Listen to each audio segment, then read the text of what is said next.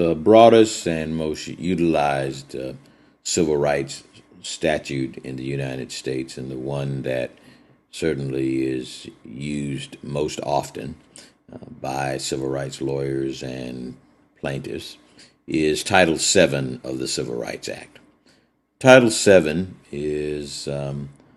was passed in the 60s, and it covers all employers who, both public sector, private sector, nonprofit, and it covers employers who have 15 or more full-time employees for 20 weeks. And the reason why it is that specific is that those employers are thought to be big enough to be impacting interstate commerce. And Title VII was passed pursuant to the Congress's power to regulate interstate commerce. The thought being that if your business is in interstate commerce, then you cannot discriminate. What that does say is that the mom and pop businesses with less than 15 employees, these businesses are not covered by Title VII of the Civil Rights Act. Therefore, they are free to discriminate. Now, while that is certainly not ethical, it is legal. What generally will protect you from discrimination with regards to these businesses not covered by Title VII is the state statutes.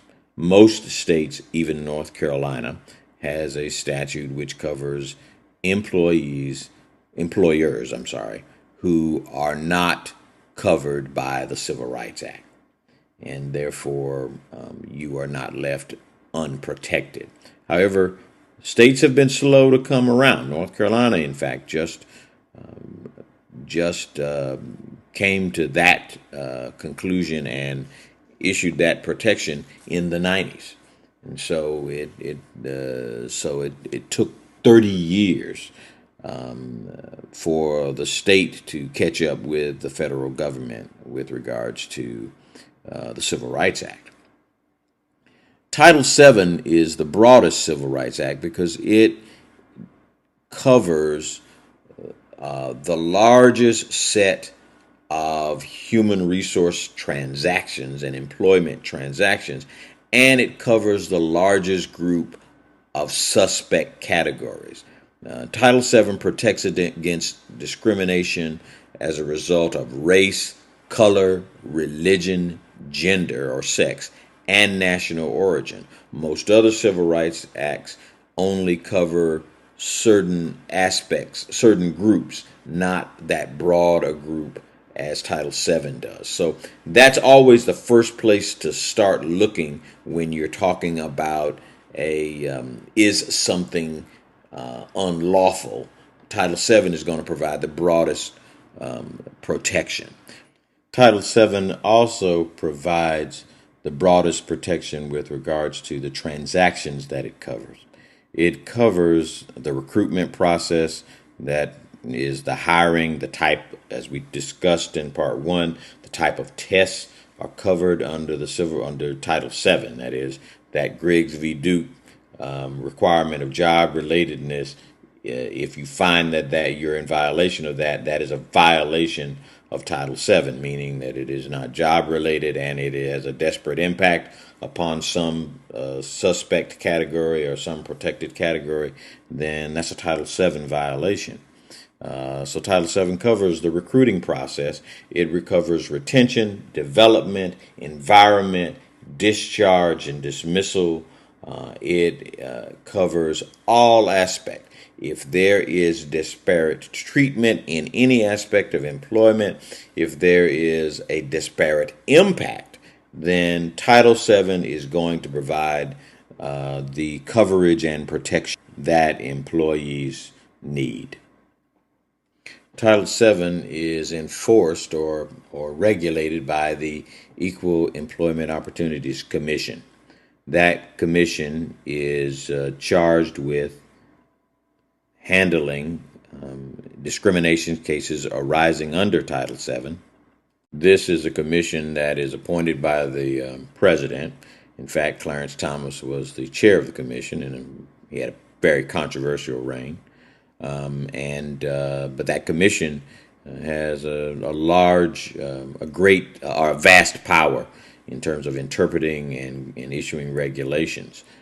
You have to realize that this is a very broad civil rights statute. It covers private sector businesses if they have 15 or more employees. It covers state government. It covers local government, and that means it covers the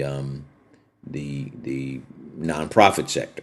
Now, you do have to remember, however, particularly for nonprofits, that the concept of bona fide occupational qualifications does come into play. Therefore, you can use a BFOQ as a defense against a Title VII claim.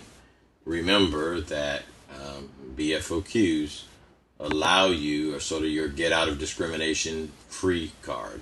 If you can validly say that the race, gender, ethnicity, religion is an essential part of the jobs requirement, one of the O's in the KSAOs, then you are able to use that to defend. So in the instance of a male dormitory attendant in a all-male dormitory, you can say that that has to be a man, since they will have to go places that privacy is an issue. And therefore, one of the O's is male. And therefore, you would be in defense of a Title VII action from a female who wasn't employed in that position. The next civil rights provision that we want to talk about is the Civil Rights Act of 1866. This is codified at 42 U.S.C. 1981. It was passed in 1866, just after the Civil War. It was designed to prevent discrimination against the then just freed slaves. What basically the law did was it said you cannot discriminate in contracts. Basically, it allowed for the slaves to enter into contracts to buy land, to have businesses, and to engage in other business transactions. What it has been interpreted to mean is that it also protects against discrimination with regards to employment contracts, even though in North Carolina and in a number of states you don't have a written contract, even a verbal contract. When I say I'm going to hire you, that can create a verbal contract, and in that verbal contract, if it is then impacted by a decision based upon my race or my color, then it could potentially be a violation of the Civil Rights Act of 1866 or 42 U.S.C. 1981. It covers all employers, all employees, private sector, public sector, nonprofit, both state and local governments are covered by it. It covers but it is narrower than Title VII because it only deals with race and color. It doesn't deal with the other issues of gender. So if I am discriminating against you because of your gender or because of your ethnicity, it is not going to cover that. Would not cover that, would not protect you against that. You'd have to go under Title VII or something.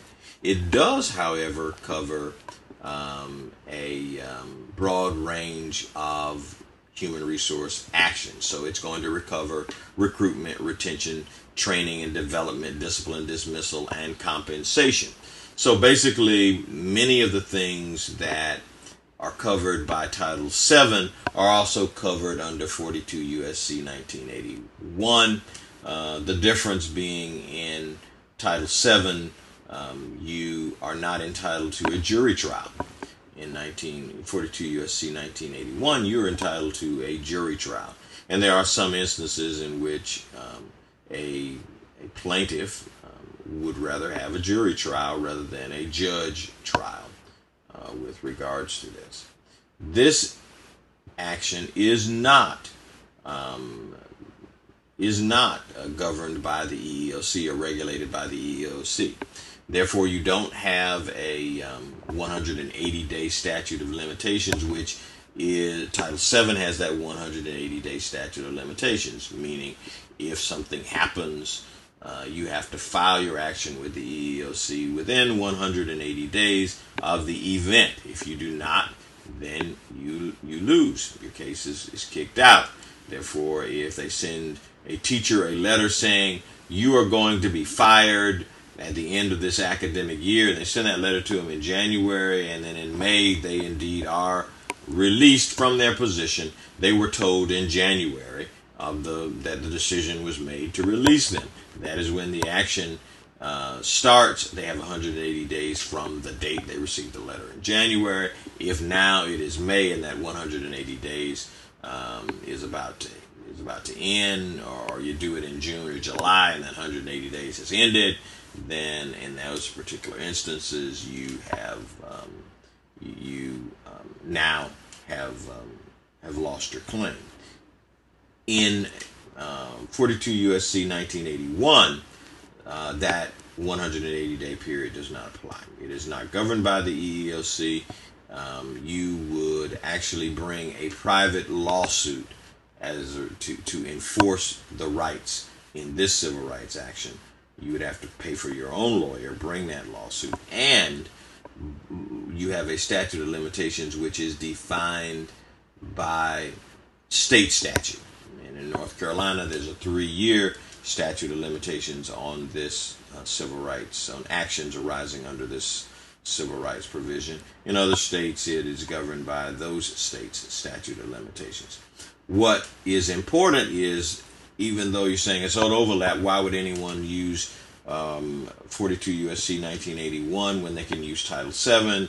Well, if, for example, you are arguing race discrimination and you've slept your 180 days, you still can bring that action under 42 U.S.C. 1981 because you have a 3-year statute of limitations in North Carolina, and that's the reason why it is an important act.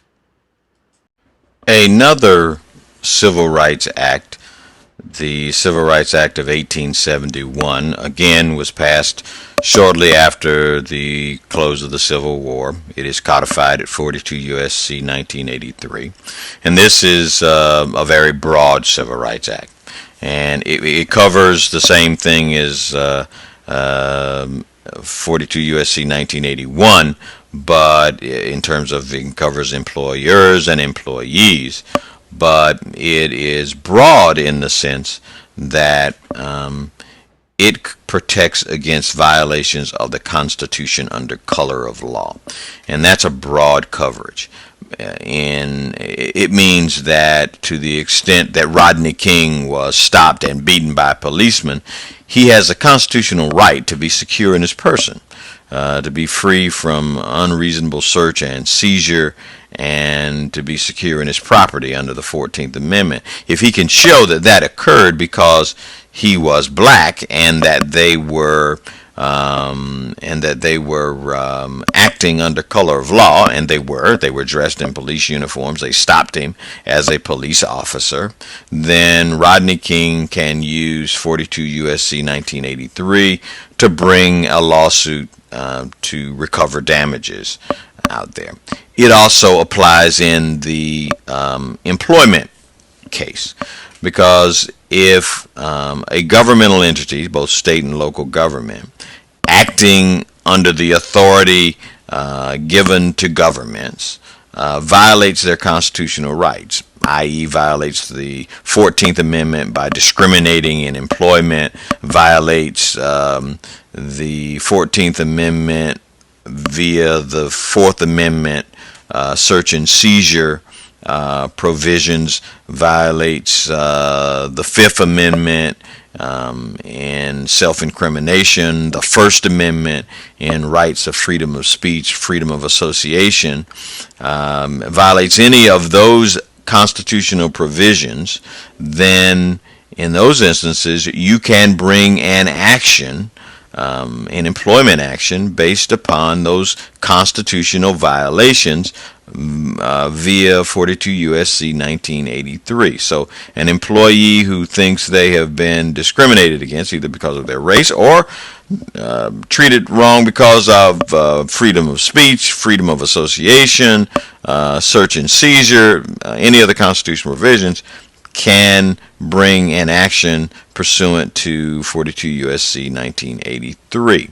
Therefore, if there's a constitutional violation with regards to recruitment, i.e. discrimination, retention, development, discipline, compensation, the whole panoply, the entire range of human resources personnel actions, then in that instance you can bring that action under the Civil Rights Act of 1871 or 42 U.S.C. 1983. It covers that, and that's again a broad protection, broader even than most other civil rights acts, including the 42 U.S.C. 1981, virtually as broad as your Title VII coverage. Again, this is a private action, so you bring a lawsuit to enforce it, and you bring that lawsuit not going through the EEOC, and generally speaking, the statute of limitations is determined by the state. In North Carolina, this has a 3-year statute of limitations. Because we are talking about constitutional provisions, the First Amendment, the Fourth Amendment, the Fifth Amendment, the 14th Amendment, then you have to read those constitutional provisions, and those constitutional provisions state that the state and local government will not infringe upon an employee's rights of freedom of speech. The state will not engage in unreasonable search and seizure. The state will not seek for you to incriminate yourself. The state will not discriminate against you pursuant to the 14th Amendment. There's nothing in that in those provisions of the Constitution that say private entities can't do that. Therefore, 42 U.S.C. 1983 does not apply to private sector businesses. It does not apply to nonprofit businesses. Now, sometimes we can catch them up into these things because they contract with government, but standing on their own without some financial ties to government, contracting with government, these provisions, this provision of the Civil Rights Act does not apply to the private sector, does not apply to the nonprofit sector. Therefore, however, recognize that because of the overlap, nonprofit and private still are going to be covered by Title VII of the Civil Rights Act. So most of the things that you would not be protected, that you would lose, most of the things that this would protect against, most of the actions that this would protect against would be covered under Title VII. However, actions arising out of the First Amendment, out of the Fourth Amendment, and out of the Fifth Amendment, well, those are not generally covered by Title VII. The Title VII does not cover your First Amendment rights. It talks about discrimination based upon race or gender. If I am discriminating against you, if I am making a distinction about you because you said something. I had an instance in which we had a person who had written a rather scathing editorial about a chancellor's wife, and I won't mention the chancellor or the wife because some of you may know that chancellor or their wife. The chancellor was vehement about it, wanted to fire the person as a result of this. This is not a chancellor at North Carolina Central, I might add. Basically, the person, however, had the protection of the First Amendment. they could not really argue that the chancellor was firing them because of their race or ethnicity, because the chancellor wasn't firing other people of that same race or that same ethnicity or that same national origin. In fact, chancellor had promoted people of that same race, ethnicity, national origin, and religion. Chancellor just wanted to fire them.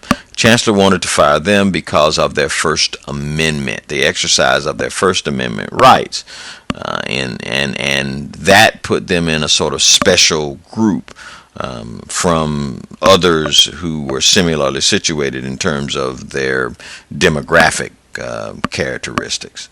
The First Amendment applies to state government, applies to local government, and it is enforced through 42 U.S.C. 1983. The same is true the Fifth Amendment, the 14th Amendment, the Fourth Amendment. All of those amendments in the Bill of Rights, the first 10, are enforced through 42 U.S.C. 1983. But again, they aren't going to apply because those amendments, the specific language deals with government. It will not apply to private sector and in the nonprofit sector. The Age Discrimination and Employment Act is relatively new in the panoply, the array of civil rights provisions. It was actually designed specifically to address some growing disturbing trends in the private sector that basically resulted from the private sector working people until they got near retirement age and then firing them right near retirement age. And they would do that because in the private sector many times your retirement does not vest until you retire. And so what they would do is work the person up until about the time they were going to retire. They'd fire them just before they retired. Therefore, they would not be on the hook for their retirement benefits. The Congress, after looking at a 60 Minutes edition about this, just really got hepped up on it, and people all around the nation were really aggravated and agitated about this kind of private sector actions, and VOELA, the Age Discrimination and Employment Act, came about. It, like many of the other provisions, civil rights provisions, covers employers with 20 or more employees. And again, that is because Congress passed it pursuant to the interstate commerce powers that it has to regulate interstate commerce, and therefore it, by definition in its legislative history, tends to say that if an employer has 20 or more full-time employees, then it is impacting interstate commerce, and therefore Congress had the right to regulate it. What this does, it protects against discrimination in employment for people over the age of 40. Therefore, if I decide to say I'm not going to hire you because you are 38, this law doesn't protect you. This law only protects people who aren't going to get hired because they're 42. You have to be over 40 in order for this law to protect you. It is, however, one of the most frequently used civil rights provisions because people, the baby boomers of all races, of all genders, of both genders, can use this provision, and it is used on a regular basis. It covers all kinds of human resource actions, from recruiting to retention, development, discipline, and compensation, discharge. All human resource decisions can be covered if, in fact, those human resource decisions are based upon age. then they can be covered and ruled to be discriminatory. This particularly happens when you're talking about laying people off, when you're talking about making hiring decisions, in which you make hiring decisions in which you say, I'm not hiring them, they're too old. Or I'm not hiring them, I need somebody more youthful. Then those kinds of decisions mean you're making that decision predicated upon the age. It also did away with the mandatory retirement. It's not unusual now. It used to be mandatory retirement. Teachers had to retire at a certain age in the university system. Don't have that anymore. So you can have a 70-year-old teacher walking into the classroom. The question at that point is, are they able, both physically and mentally, to do the job? And if they are, then if they have the KSAOs, the knowledge, skills, and abilities and other qualifying characteristics, then their age alone is not going to disqualify them and is not going to force them to retire. You do have some age restrictions. Obviously, a BFOQ for a police officer may be a certain age. You're not likely to have a 70-year-old walking the street a beat as a police officer. They're just not going to be able to do. A 70-year-old generally is not going to be able to do what a 30 or a 20-year-old police officer is going to be able to do, and therefore you do have in the public safety area some exceptions to this age discrimination provision, and it is much akin to that of a BFOQ. One of the characteristics of being a police officer is having the physical stamina to address tense situations and address situations that require you to exert a significant amount of physical energy. That has been shown not to be the case for people at a certain age, and therefore you can use that. It also covers. It is also covered by the EEOC. So you have that 180-day statute of limitations. You have to file the action with the EEOC. The EEOC then looks at it, investigates it, either issues a right to sue letter and allows you to go into court, or will bring the action themselves. It does cover private sector employers. Remember, Congress passed this pursuant to its interstate commerce provision, therefore it can regulate businesses. It covers nonprofit. Congress passed this pursuant to interstate commerce. If you have 20 or more employees, then you are going to be covered. Well, therefore, it probably doesn't cover the typical mom and pop or Good Samaritan church. And the reason is they don't have 20 or more employees. Again, BFOQs would still come into play if there is a valid BFOQ. I'm not sure that a church that hires 20 or more employees is going to be able to argue age as a valid BFOQ in terms of their preacher. We have to have a preacher who is 30. I'm not sure you're going to be able to make that argument, because you can have preachers that are 40, 50, 60 that can relate to younger parishioners just as well. Now, you can validly say you have to be able to deal with and relate to younger parishioners, and you demonstrate that by X, Y, and Z. Well, that gives the over 40 minister the ability to some specifics that they have to be able to demonstrate, and if you can do that, then they can still be hired. But also, I might caution and say, still Griggs v. Duke applies. So if you can't just start saying you've got to be able to play volleyball because the pastor plays volleyball. Well, that's not likely to be job related.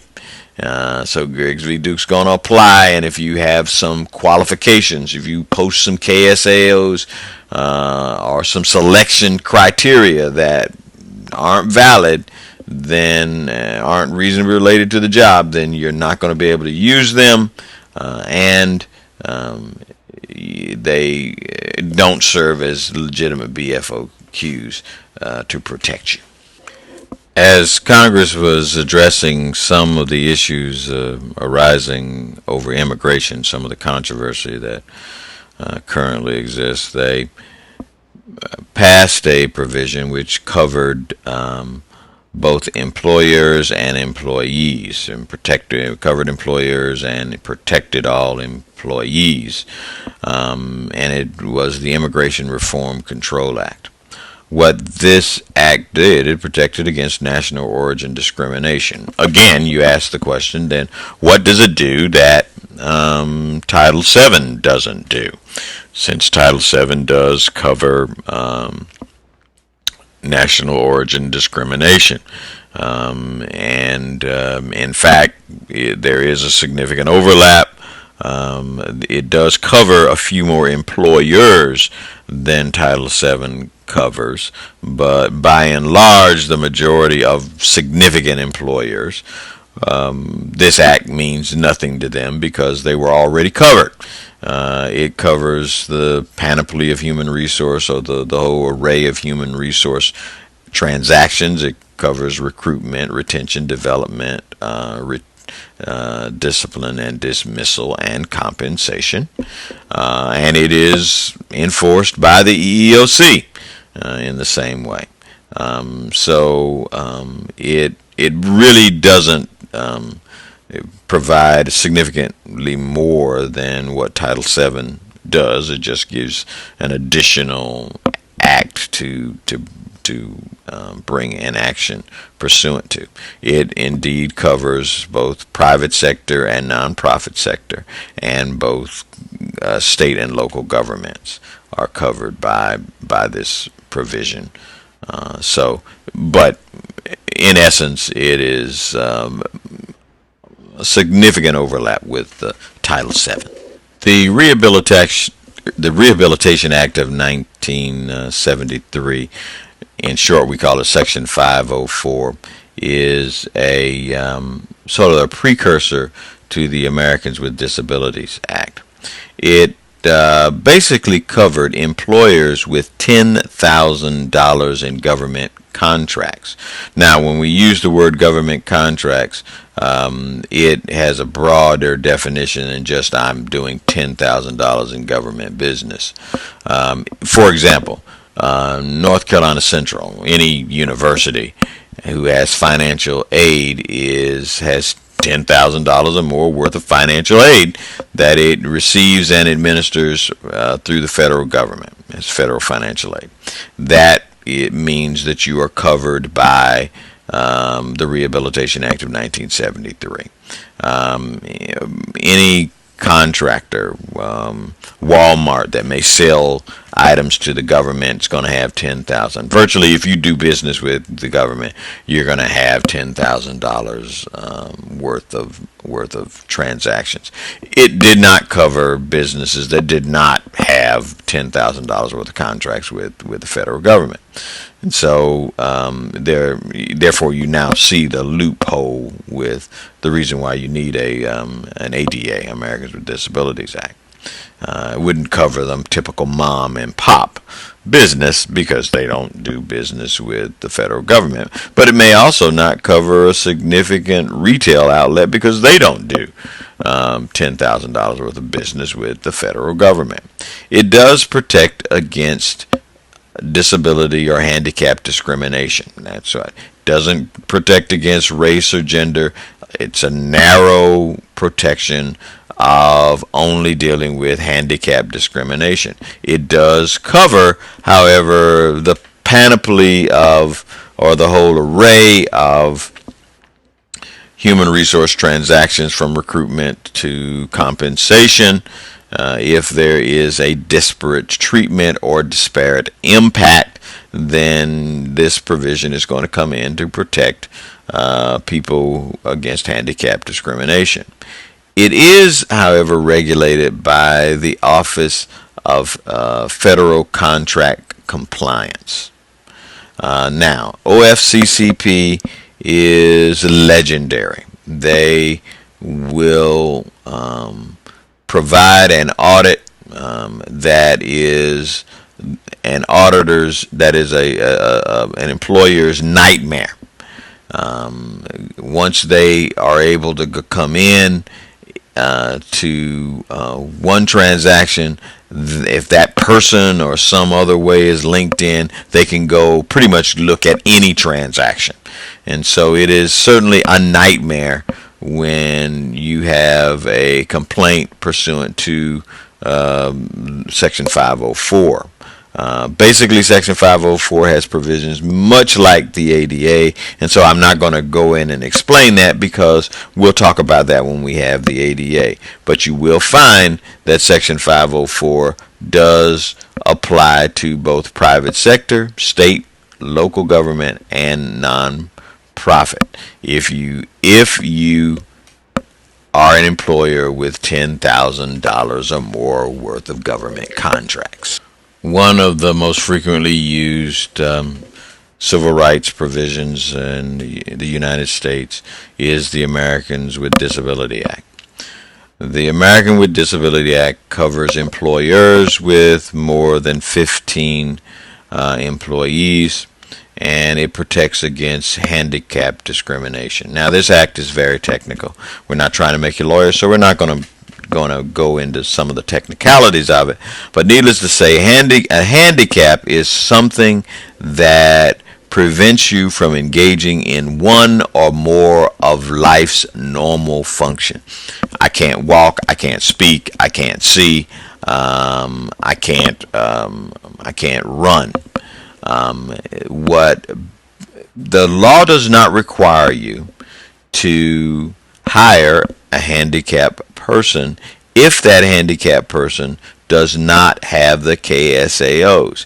If the handicapped person has the person with disability, and handicap is generally not used, the person with disability has the KSAOs, if accommodated, then the law would then say you have to evaluate them just like you evaluate others, and you cannot discriminate against them.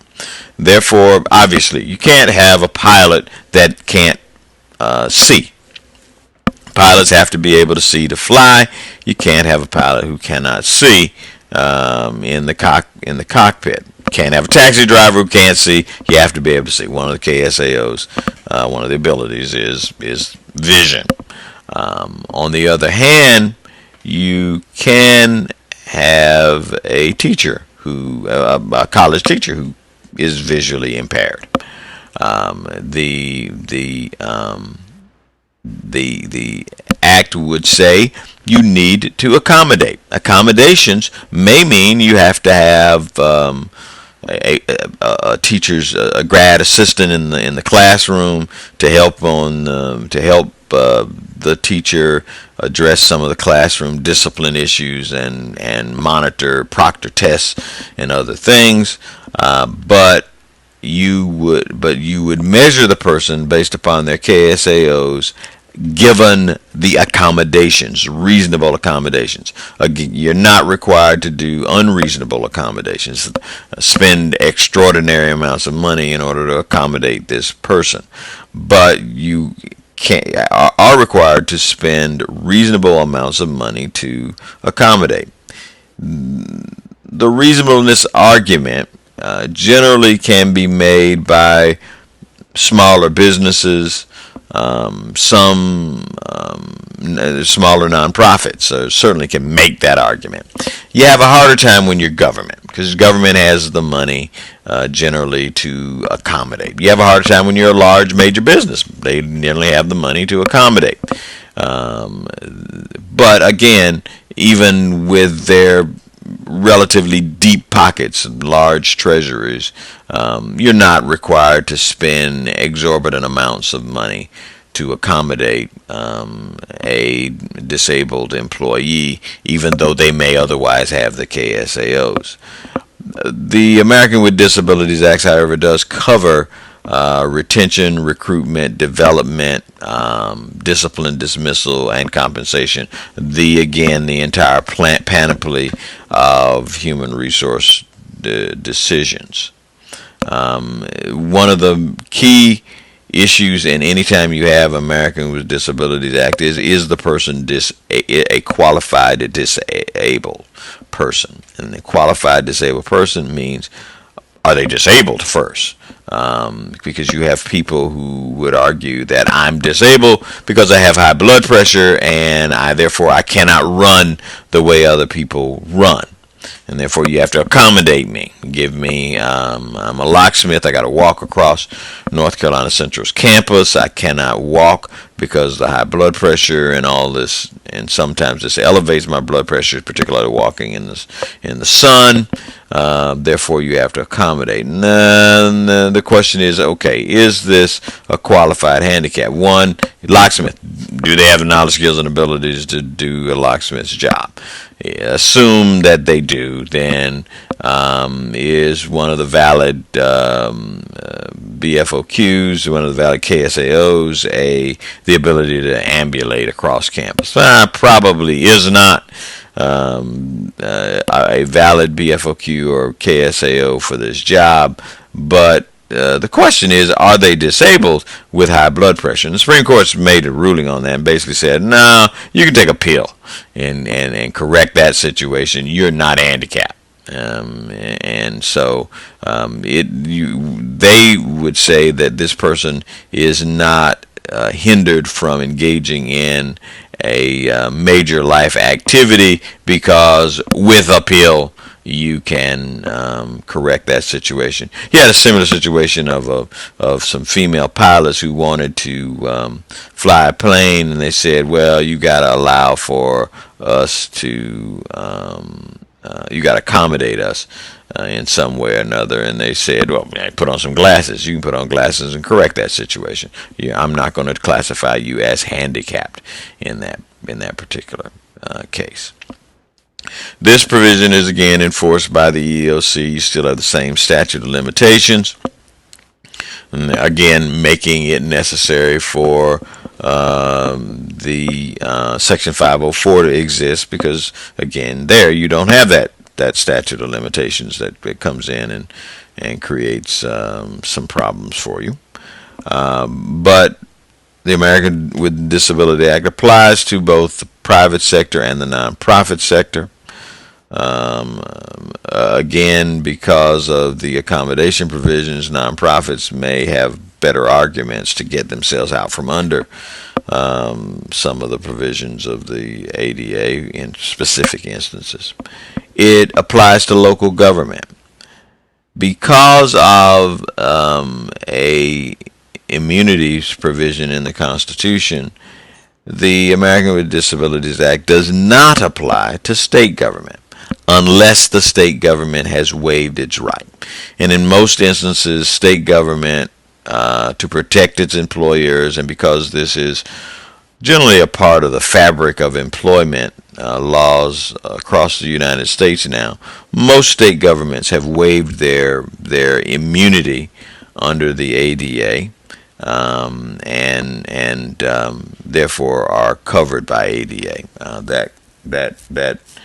The state of Mississippi, in fact, engaged in some relatively egregious discriminatory acts, and in fact made the argument the ADA doesn't apply because of the immunities provision in the Constitution, and in fact won that Supreme Court case. North Carolina immediately thereafter passed a state law which said we will be subject to the Americans with Disability Act with regards to all of our employees, and with regards to the Americans with Disability Act also covers patrons. So North Carolina, it covers facilities. So you need to have elevators in every facility that would allow for patrons and employees to use it, i.e. the elevator in the Whiting building probably violates the ADA because it is not accessible to the handicap, because the key is not given to all students. Now, you say that you can stick in any key and get in the elevator. Well, that just happens to be because we haven't done the repairs to the elevator. If we did the valid repairs to the elevator, it would not be accessible to handicapped students, and therefore handicapped students who had classes on the first floor and the second floor, counting the street level floor, and then you have the first floor and the third floor, I guess. Students who have classes in that would not have a way to get up there, and it would violate the ADA. But you see curb cuts and various other ramps into our buildings. Those were done pursuant to the Americans with Disability Act and in trying to comply with that act. The Equal Pay Act is again a narrower provision of the civil rights laws out there. It covers employers, but it only covers or protects against gender-based discrimination in pay. Therefore, if you are African American and think you're being discriminated against with regards to your salary, it's not going to cover you, because it only looks at the difference between men and women with regards to pay. If you think you were denied a promotion because your gender, it only deals with men and women with regards to pay. Doesn't deal with promotions out there. Now, it may get at it through I'm not being paid what I should be paid, but it's going to compare apples to apples, and this again gets back into what we'll talk about in job analysis. And basically what they're going to do is they're going to take comparable jobs, and so they would take two positions, compare the KSAOs required and the responsibilities and the tasks required for those two positions, and if they are roughly equivalent, the two positions are equivalent, and one is being held by a man and one is being held by a woman, and the man is getting paid more, then they're saying these jobs are the same, the man's getting paid more, tell me the reason why. Now, there can be valid reasons why. First reason why that men can make more than women, or women can make more than men, people can make difference, is some legitimate human resource factor. A legitimate human resource factor could be, one, the jobs are different. The male has more responsibility than the female, requires higher sets of knowledge, skills, and abilities. Another is there's a valid seniority system. The male's been here longer. Our compensation system works to let the male get paid more money than the female because of seniority. The male gets paid more because the male is more productive. That is, handles more cases, makes more widgets, does something in greater numbers than the female. The male could make more money because of any number of factors that are a part of legitimate compensation system. So in the Equal Pay Act, what we're trying to do is compare two people to see a male and a female. You're two males, two females. You don't have an Equal Pay Act case. You only have an Equal Pay Act case when you have a male and a female, and you're trying to make comparisons. If the job is the job the same, okay, then tell me why they aren't making the same amount of money. And if you have a legitimate compensation factor, such as seniority, such as you pay by the pieces, such as you pay based upon longevity or some other factor is thrown in that is a legitimate part of your compensation package, then the Equal Pay Act would not, you be protected against a Equal Pay Act claim. Equal Pay Act claim does not cover any of the other HR transactions other than compensation. It is regulated by the EEOC, and it governs both private sector, public sector, and non-profit in the transactions that it covers and in the employers that it covers. Earlier, we talked about 42 USC 1983, which allowed you to bring an action against state and local government if they are acting under color of law and they violate your constitutional rights. So we're going to spend just a little time talking about those constitutional rights that can be the subject of a 1983 claim, and then we'll spend a lot more time later on in the semester talking about these First Amendment and constitutional rights, particularly as we get to discipline and dismissal. The First Amendment covers employers, and it says that you have the freedom of speech, the freedom of association, and the freedom of religion. Now, it covers, the First Amendment would cover every kind of human resource transaction. And so, therefore, if a person is being denied these freedoms by a human resources transaction, then that is the subject of litigation.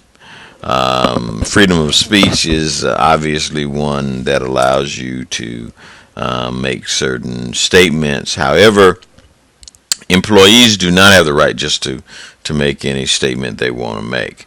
They can take statements, and public sector employees can make statements about broad public policy issues that relate to their a issue of public debate. They do not have the right to start addressing things that are specifically about that agency. Therefore, a public sector employee says, "I think my boss is an incompetent boob." Well, I think you can get fired. And you say, "Well, I have First Amendment right." Well, that isn't something of that's a broad public matter.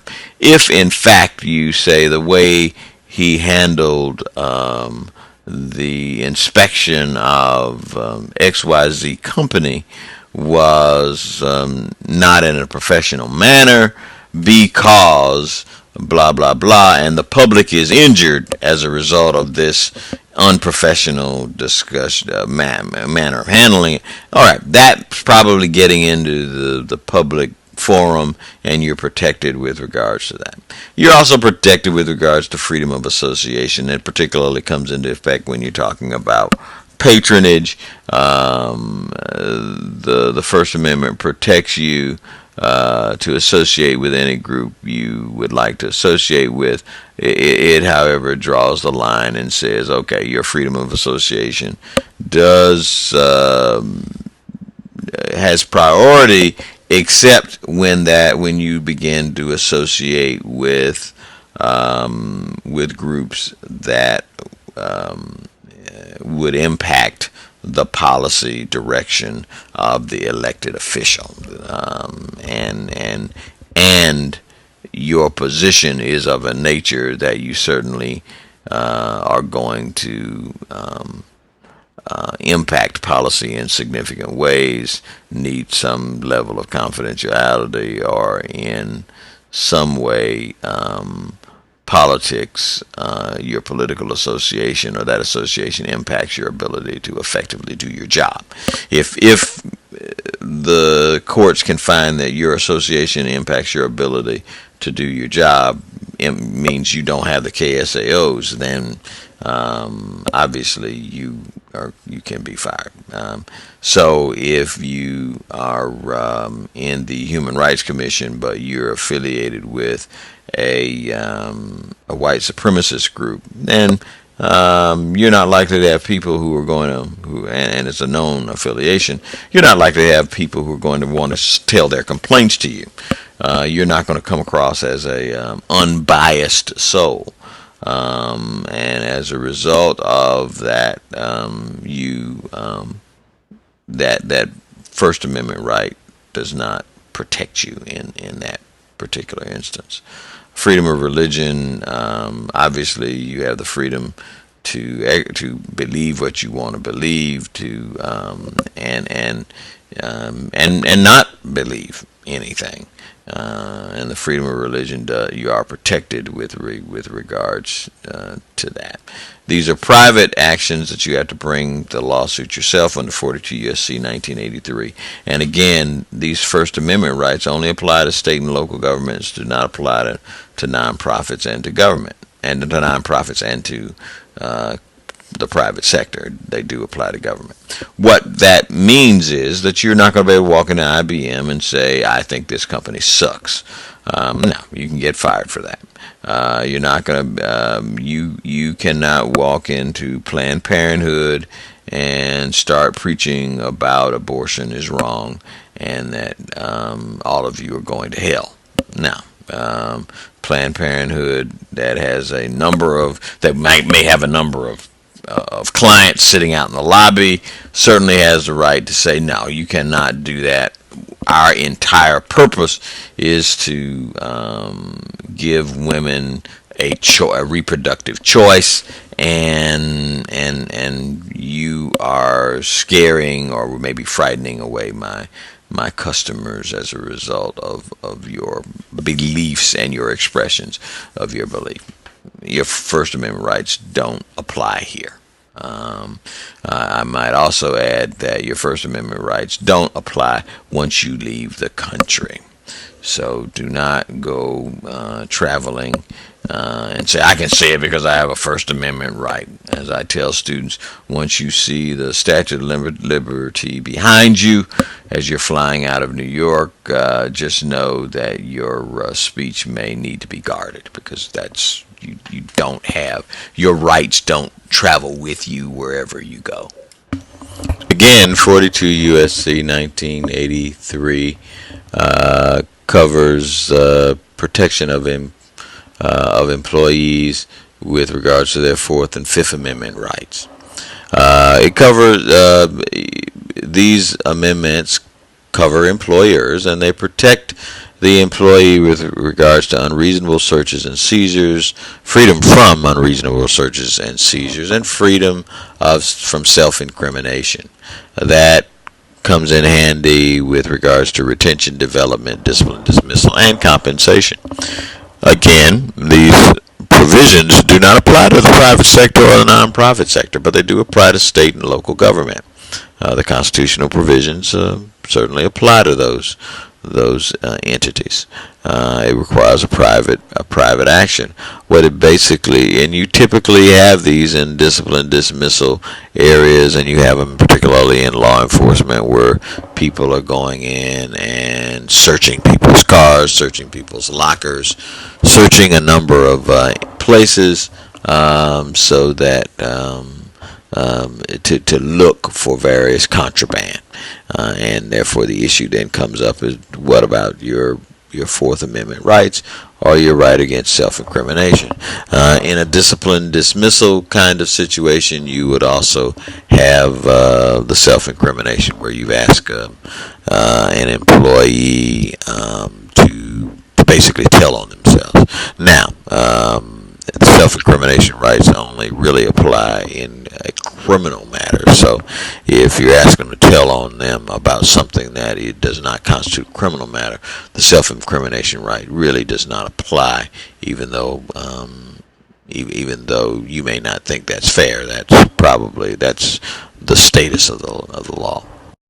So we've now had a discussion about civil rights provisions, civil rights section laws that make up the framework or the foundation for employees and employers in the United States. You need to have a little discussion about this amongst your classmates so that you get a full understanding of this, because this is going to be the foundation of statutes that you work from all semester long, and you'll hear us weave in and out talking about these various statutes. Hope you've enjoyed this. I know it's been long, but you for listening.